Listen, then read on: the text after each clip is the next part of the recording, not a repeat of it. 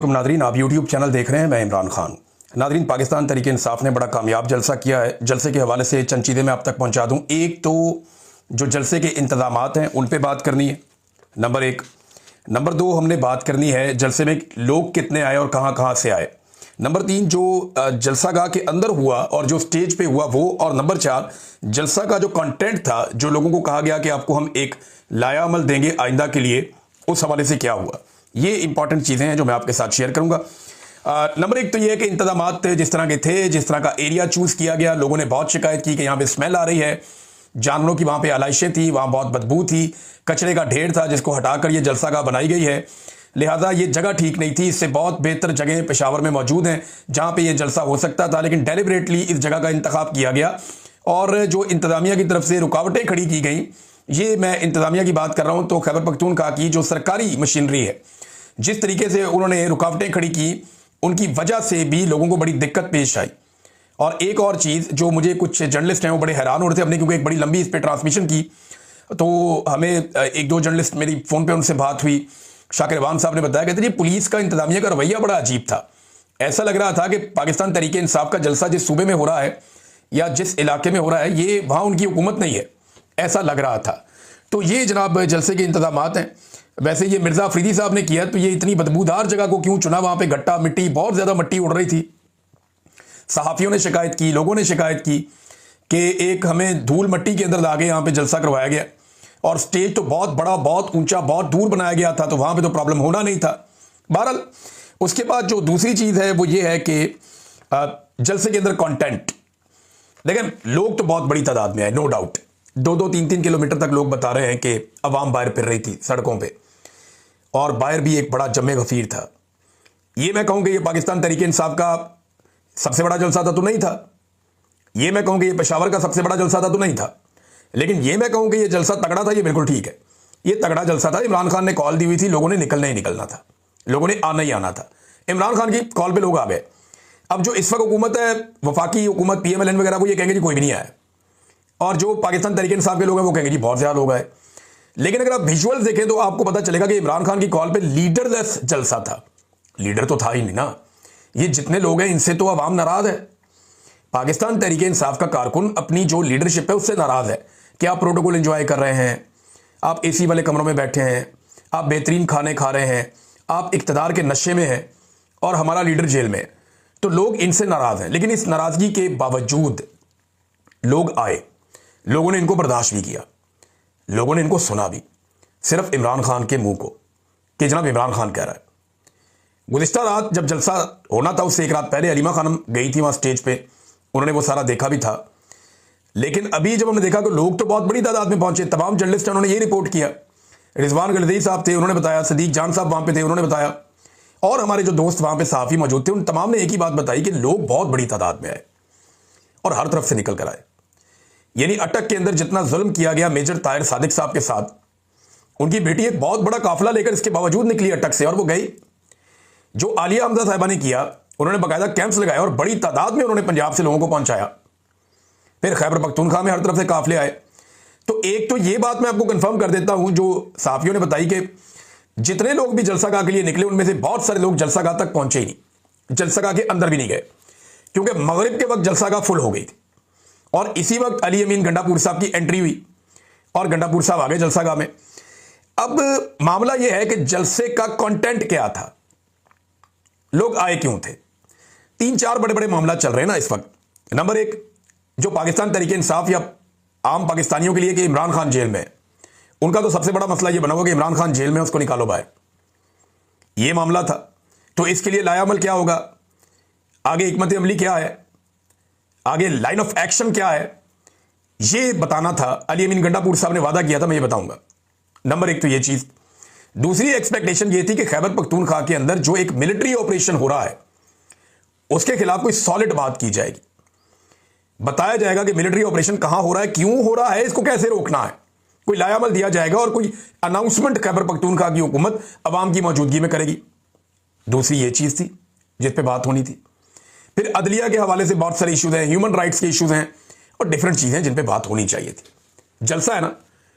लेकिन हमने ये देखा कि गंडापुर साहब ने एक रात पहले ये क्लेम किया कि कल मैं सरप्राइज भी दूंगा और लोगों को लाइन ऑफ एक्शन भी दूंगा। यानी मैं बताऊंगा कि आगे करना क्या है, बाकायदा लोगों को वो मिलेगा कि जनाब अब आपने क्या करना है। लोग ये कह रहे थे ना कि आप हमें बताएं जनाब कि अब करना क्या है, हम तो आ गए हैं यहाँ पे, हम तो बार बार आ जाते हैं, लेकिन जो हमें एक बताया जाना चाहिए कि फ्यूचर में करना क्या है और किस तरीके से हमने आगे बढ़ना है और इमरान खान को बाहर कैसे निकालना है, तो वो हमें बताएं। तो ये चीज़ें नहीं हुई जलसे में।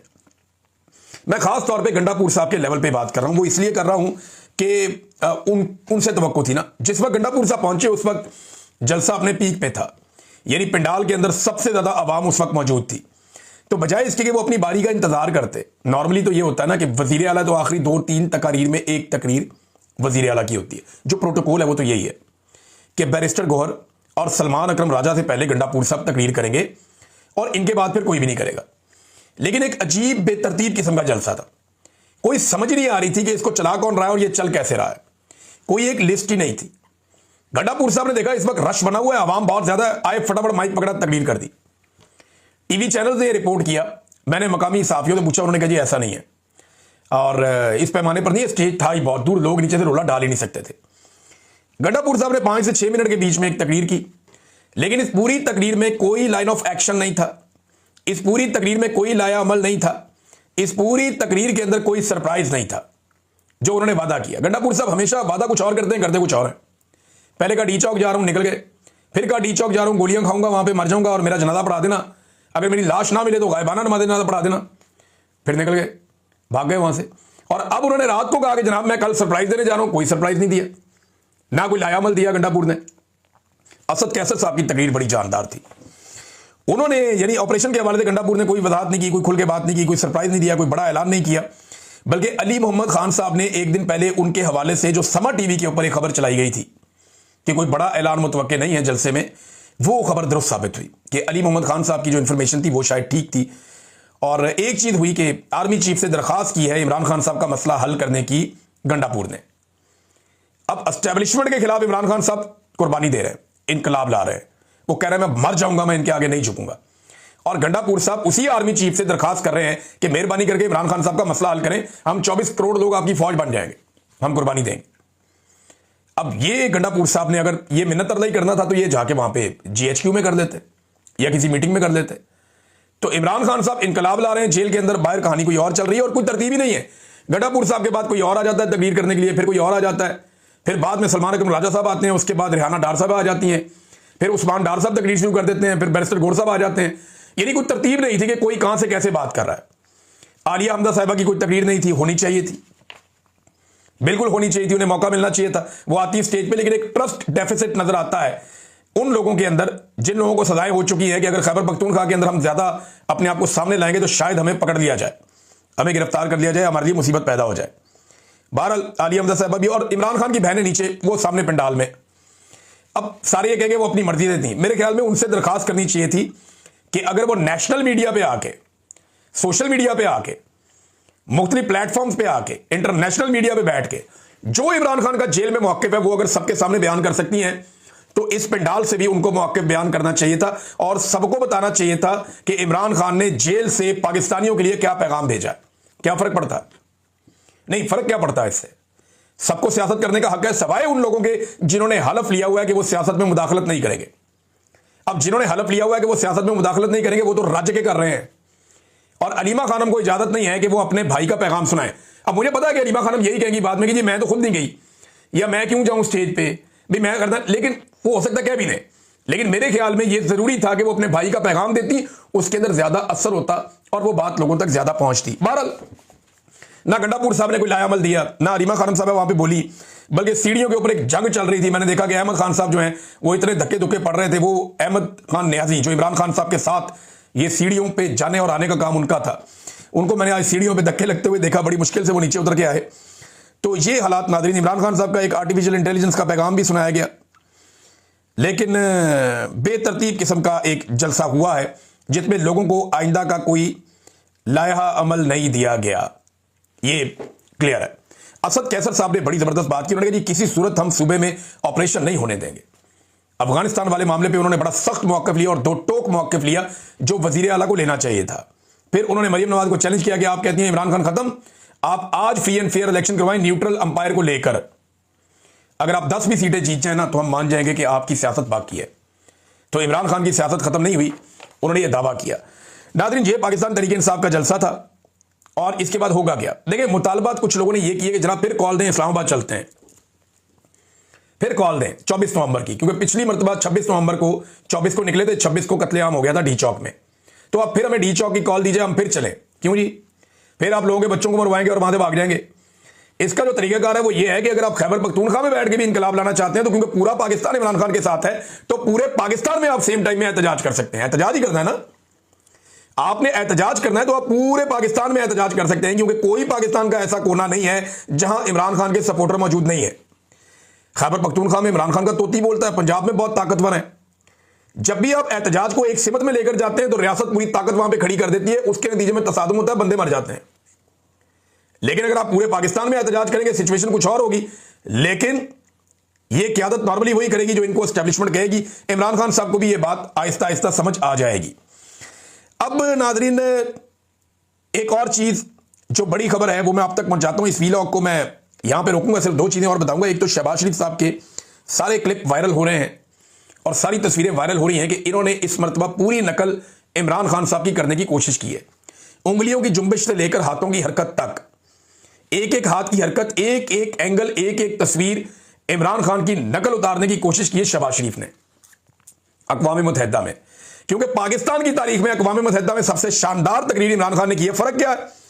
नंबर एक तो आप देखें, इमरान खान की तकरीर 50 मिनट से ज्यादा थी और वो खुद बोल रहे थे।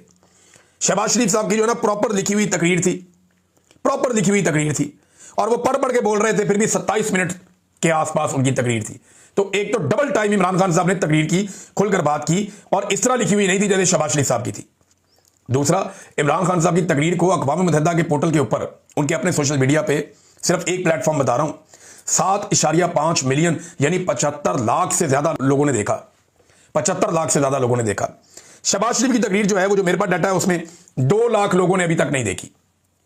ये जनाब शहबाज शरीफ साहब की हालत है। बॉडी लैंग्वेज इमरान खान साहब की असली लग रही थी कि जो वो बात कर रहा है उसके मुताबिक उसकी बॉडी मूव कर रही है।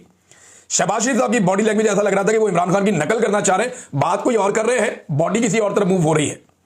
दूसरा, अमेरिका की चमचागिरी में पूरी तकरीर थी, यानी शहबाज शरीफ ने 2 मरतबा कश्मीर का बड़ा हल्का सा जिक्र किया, लेकिन ट्रंप का 7 मरतबा जिक्र किया और चुप के रखा है काम। पाकिस्तान का वज़ीर आज़म कश्मीर पे बात करता है इतनी सी और डोनाल्ड ट्रंप की तारीफ करता है इतनी ज्यादा। और ये वो डोनाल्ड ट्रंप की हुकूमत है जिसने वीटो किया बार बार जंगबंदी की करारदाद को, जो इसराइल के लिए एक प्रॉब्लम थी कि जनाब जंगबंदी हो जाए, वहां पे इसराइल को रोकना था, जंगबंदी पे आमादा करना था।